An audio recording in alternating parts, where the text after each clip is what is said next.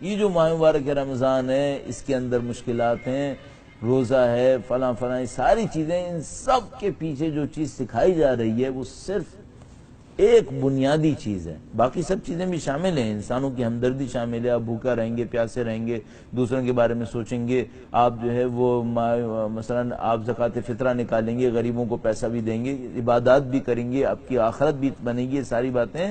لیکن جو سب سے بڑا عنصر ہے، اگر وہ نہیں ہوا تو معاملہ ختم ہو گیا، پھر اس کا مطلب ہے جو کچھ ہوا وہ تقریباً بیکار گیا ہے، سوائے بھوک پیاس کے۔ وہ کیا ہے؟ وہ کنٹرول ہے۔ اگر آپ کا اور میرا ماہ مبارک رمضان سے کنٹرول بڑھ رہا ہے اپنے اوپر تو باقی سب صحیح ہے، اور اگر کنٹرول نہیں بڑھ رہا تو پھر باقی سب بھوک اور پیاس ہے، پھر کچھ نصیب نہیں ہو رہا۔ اچھا، اب اسی طرح مختصر چلتے ہوئے کنٹرول کو میجر کیسے کیا جائے، ناپا کیسے جائے کہ کنٹرول بڑھ رہا ہے یا کنٹرول نہیں بڑھ رہا ہے؟ بہت ہی آسان کام ہے۔ جب آپ کی باڈی میں پانی کی کمی ہوتی ہے تو آپ کی باڈی کے اندر شروع کے مرحلے میں، ابتدائی مرحلے کے اندر کچھ تبدیلیاں آ رہی ہوتی ہیں۔ ان تبدیلیوں میں سے ایک تبدیلی یہ ہوتی ہے کہ آپ کا ٹیمپرمنٹ خراب ہو جائے گا۔ بہت اچھا ایک نوٹ آج کل نیٹ کے اوپر مشہور ہے، ایک دوسرے کو لوگ بھیج رہے ہیں، وہ یہ کہ 30 دن جو انسان روزے رکھتا ہے تو پہلے 10 دن میں باڈی میں کیا تبدیلیاں آتی ہیں، دوسرے 10 دن میں کیا تبدیلیاں آتی ہیں، تیسرے 10 دن میں کیا تبدیلیاں آتی ہیں۔ تو پہلے 10 دن میں جو تبدیلی آتی ہے وہ جسمانی طور پر ایسی ہوتی ہیں کہ آپ کا ٹیمپرمنٹ خراب ہو جائے گا، آپ کو غصہ زیادہ آئے گا۔ اچھا، اگر یہ 10 دن آپ نے کنٹرول کے گزار لیے اور غصہ زیادہ نہیں آنے دیا، پھر غصہ نہ آنا آپ کی عادت بنے گا، اور 30 دن تک آتے آتے آپ اپنی اس مشکل کے اوپر کنٹرول کر پائیں گے۔ یہاں سے شروع ہوگا معاملہ کہ آپ کنٹرول کیسے کریں گے۔ اچھا، کنٹرول کی اور کہاں کہاں پہ جگہیں ملیں گی ہمیں؟ کنٹرول کی جگہیں ملیں گی سحری اور افطار کے اوپر۔ 16 گھنٹے بھوک تو انسان کو برداشت کرنی پڑے گی، پیاس تو برداشت کرنی پڑے گی، باقی معاملہ آئے گا اس کے بعد کا، کہ اس کے بعد میں جو کچھ صورتحال ہے وہ کیا ہے۔ اچھا، تیسری چیز آئے گی عبادات کے اوپر۔ جو کنٹرول ظاہر ہوگا وہ عبادات کے اوپر ظاہر ہوگا۔ وہ یہ کہ اس عالم میں جب آپ فزیکلی بہت ضعف کے اندر ہیں، آپ کی عبادات کہاں پہنچیں گی، آپ اپنے خداوند متعال کے ساتھ کتنے رابطے میں آپ آئیں گے۔ تو ان سب چیزوں کو جمع کر لیجئے، اور آخری چیز دیکھنے کی کوشش کرتے ہیں کہ اگر کوئی ماہ مبارک رمضان کے اندر عبادات بھی کر لے اور اپنے کھانے پینے پہ کنٹرول بھی کر لے، اپنے غصے پہ بھی کنٹرول کر لے، تو اسے کیا نصیب ہونے والا ہے؟ ان سب کے بعد مثال کے طور پر پہلی شعبان جب ہوگی تو اس کے اندر کیا نصیب ہوگا؟ اس کے اندر خدا سے ایک رابطہ نصیب ہوگا۔ البتہ ایسا نہیں ہوگا کہ 30 دن تک نہیں ہوگا، پہلی شعبان کو اچانک ہو جائے گا، نہیں، ابھی سے ہوگا، لیکن جو چیز نصیب ہونی ہے وہ خدا کے ساتھ ایک رابطہ ہے۔ اس کا مطلب کیا ہے؟ اس کا مطلب یہ کہ اگر آپ نے اور میں نے 30 دن روزے رکھ لیے، سحری افطار بھی زبردست طریقے سے کر لی اور عبادتیں بھی ساری کر لی، اور خدا کے ساتھ رابطہ نہیں ہے، اس کا مطلب ہے معاملہ صحیح نہیں ہوا، اس کا مطلب ہے کچھ معاملہ ابھی بھی رہ گیا ہے۔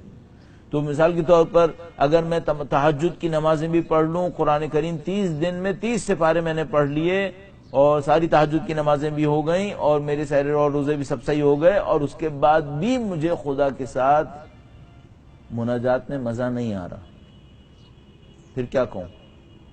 پھر مجھے یہ کہنا پڑے گا کہ میں نے عبادات کا ایک لیول تو گزار لیا، لیکن اس سے آگے میں نہیں جا سکا ہوں، اس سے آگے میں نہیں جا سکا ہوں۔ اس کا مطلب یہ ہے کہ مجھے اس پہ محنت کرنی پڑے گی۔ اچھا، یہ جو خدا کے ساتھ رابطہ ہے یہ کیا ہوتا ہے؟ مثلا آپ اور میں نماز کے لیے کھڑے ہوئے، آپ نے اور آپ نے کہنا ہے الحمدللہ رب العالمین ایاک نعبد و ایاک نستعین، یہ اتنا کہنا رابطے کے لیے کافی ہوتا ہے؟ نہیں، یہ رابطے کے لیے کافی نہیں ہوتا۔ یہ جو رابطہ ہوتا ہے اس میں کیا ہوتا ہے؟ مجھے آج ایک دفعہ میں ڈیفنس میں نماز کے سے پہلے یا بعد میں درس دیا کرتا تھا، تو میں نے اس میں کہا خدا کو دل سے پکاریں، تو ایک صاحب نے بہت اچھا کیا، وہ نماز کے بعد آئے میرے پاس، کہنے گے مولانا صاحب یہ جو آپ بار بار کہتے ہیں نا دل سے پکاریں دل سے پکاریں، یہ ہوتا کیا ہے؟ اس میں کیا کرنا ہوتا ہے؟ اس میں ہوتا یہ ہے جو مجھے ابھی تک سمجھ میں آتا ہے، وہ یہ کہ اگر آپ کا خدا سے رابطہ ہوگا تو آپ کو خدا سے بات کر کے مزہ آئے گا، لطف آئے گا۔ اچھا، جیسے ہی دل میں معنویت میں لطف آتا ہے تو آنکھوں سے آنسو آتے ہیں۔ آپ نے کبھی دیکھا ہوگا کسی ماں کو اپنے بچے کی خوشی پر خوش ہوتے ہوئے تو وہ رونے لگتی ہے، کسی بھائی کو اپنے بھائی کی بہت بڑی خوشی دیکھ کے رونے لگتا ہے پھر وہ۔ یہ جو قلبی رابطہ ہوتا ہے، قلبی اطمینان ہوتا ہے، اس میں نے قلب کہہ دیا، دل کا جو اطمینان ہوتا ہے، اس کی نشانی یہ ہوتی ہے کہ اس میں آنسو آتے ہیں، اس میں آنسو آتے ہیں۔ تو جب آپ اور میں خدا کے ساتھ واقعی رابطے میں جائیں گے تو اس کی نشانی یہ ہوگی کہ ایک تو ہے کہ دل بہت پرسکون ہوگا، بہت مطمئن ہوگا، دوسری بات یہ کہ ادھر ادھر کی باتیں نہیں سوچے گا، تیسری بات یہ کہ یہ کچھ رونے کو پسند کرے گا۔ اگر آپ کے اوپر یہ کیفیت ایک دن میں 24 گھنٹے میں 1 منٹ کے لیے بھی آ جائے، اور کاش ہر روز آ جائے، تو یہ خدا کا بہت بڑا احسان ہوگا۔ آپ اسے حاصل کرنے کی کوشش کریں۔ زندگی صبر سے آشنا ہو گئی، شان رمضان دہر میں آیا ہو گئی، جو نظر میں نہیں تھا کنارہ ملا، ایسا ماہ کرم کا سہارا ملا، اشک آنکھوں سے دامن میں آ کے گرا، مجھ خطا کار کو کیسے کیا کر گیا، بندہ کرنے لگا رب سے یوں گفتگو، اللہ اللہ اللہ اللہ اللہ اللہ۔ اچھا ممکن ہے کوئی مجھ سے کہے کہ بھئی تو دنیا کے اندر کفر کا نظام ہے، اور دنیا کے اندر مثلا جنگیں ہو رہی ہیں، خون بہہ رہے ہیں لوگوں کے، اور مالی طور پہ لوگ مصیبت میں ہیں، امنیت کا ایشو ہے، اور ہم یہ بات کر رہے ہیں کہ خدا کے ساتھ رابطے میں آ جائیں، بس اس سے کیا ہوگا؟ جو ہمیں سمجھ میں آ رہا ہے اسی سے سب کچھ حل ہونا ہوتا ہے، اس سے سب کچھ حل ہونا ہوتا ہے، اس کے بغیر کسی چیز نے حل نہیں ہونا ہوتا۔ آپ افطاری بڑھائے چلے جائیں، روزے بڑھائے چلے جائیں، مسجدیں بنائے چلے جائیں، قرآن چھاپے چلے جائیں، پڑھے چلے جائیں، رٹے چلے جائیں، اور خدا سے رابطہ نہیں ہے، کچھ نہیں ہوگا، سب اپنی جگہ پڑا رہے گا۔ پھر عزیزان محترم، میں مشورے کے طور پہ یہ عرض کروں گا، میں خود اس کی کوشش کروں گا، ظاہر ہے جب آپ سے کہہ رہا ہوں، ہر روز چند منٹ خدا کے ساتھ بات کرنے پہ لگا دیں، دعا افتتاح کے علاوہ۔ ممکن ہے کوئی اتنا اچھا ہو جائے کہ وہ دعا افتتاح پڑھنے میں اس رابطے کو حاصل کر لے، تو بہت ہی اچھی بات ہے۔ اگر ایسا نہیں ہو پا رہا تو پھر کیا کرے، 2-3 منٹ علیحدہ سے لگا دے، اپنی مادری زبان میں، جو بھی اس کی اپنی زبان ہے، اس میں خدا سے گفتگو کر لے، اور کوشش کرے کہ یہ رابطہ بن جائے، کوشش کرے کہ یہ رابطہ بن جائے۔ یہ جو عرفاء ہیں، یہ بعض اوقات آدھا پونا گھنٹہ یہ نماز رکعت وتر کے اندر لگاتے ہیں، تاکہ اس آدھا پونا گھنٹہ لگانے کے بعد 2 منٹ کے لیے وہ رابطہ بن جائے۔ یہ بعض اوقات اتنی محنت کر رہے ہوتے ہیں اس 2 منٹ کے رابطے کے لیے، کیونکہ ان کو یہ سمجھ میں آ جاتا ہے کہ وہ جو رابطہ ہے اس میں سارا معاملہ حل ہونا ہوتا ہے۔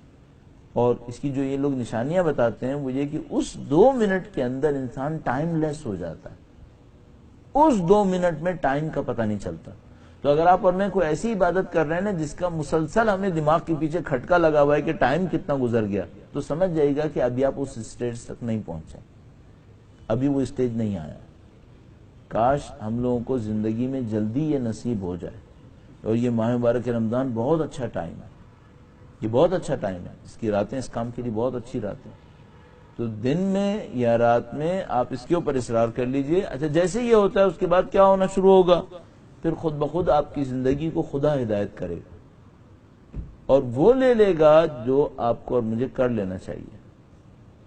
اس میں ظلم کا مقابلہ بھی شامل ہے، اس کے اندر اہل بیت اطہار کی نصرت بھی شامل ہے، اس میں ہماری مزید علم کا بڑھنا بھی شامل ہے، یہ سب چیزیں خود بخود نصیب ہونا شروع ہو جاتی ہیں۔